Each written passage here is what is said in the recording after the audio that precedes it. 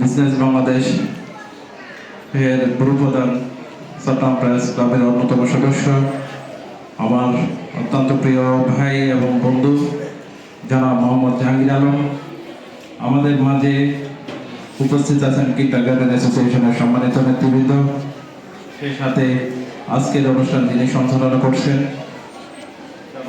ফজলুর রহমান ভাই সহ, এবং আমাদের সামনে যাদেরকে নিয়ে আজকে অনুষ্ঠানটা সফল হতে যাচ্ছে, সম্মানিত অভিভাবক এবং কোমলমতি শিক্ষার্থীরা সকলকে জানাচ্ছি আমার ব্যক্তিগত পক্ষ থেকে মোবারকবাদ এবং শুভেচ্ছা জানাচ্ছি।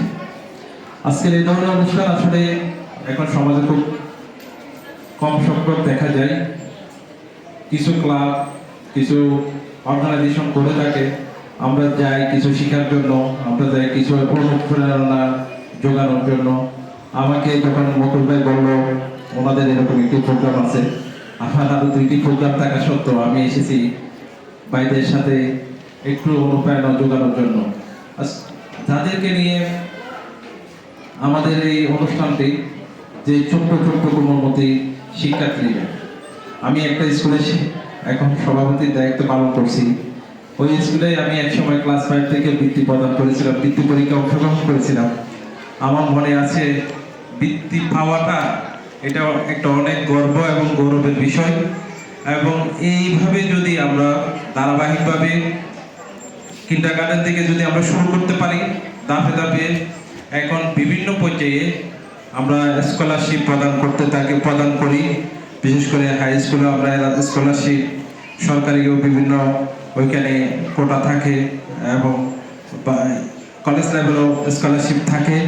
তো এই জন্য ছোট থেকে যদি ছেলেদেরকে এই এক্সট্রাঅর্ডিনারি প্রোগ্রামগুলোতে যদি অংশগ্রহণ করতে পারি বা করাই, আমরা নিজেরা সকলে মিলে নিজেদের বাচ্চাদেরকে যদি আরো এক্সট্রাঅর্ডিনারির জন্য আমরা যদি কিছু শিখাতে পারি, তাইলে এক সময় গিয়ে তারা বিতর্ক অনুষ্ঠানে অংশগ্রহণ করবে, তারা সমাজে বিভিন্ন পর্যায়ে অবদান রাখবে।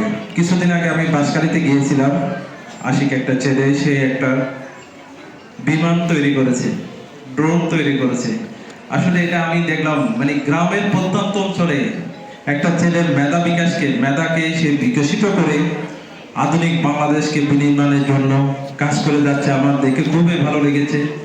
আমি আশা করব এখানের মধ্যে তো ওই রকম স্টুডেন্ট হতে পারে, থাকবে, আগামীতে দেশ পরিচালনা করবে, দেশের সামাজিক বিভিন্ন পর্যায়ে তারা অবদান রাখবে।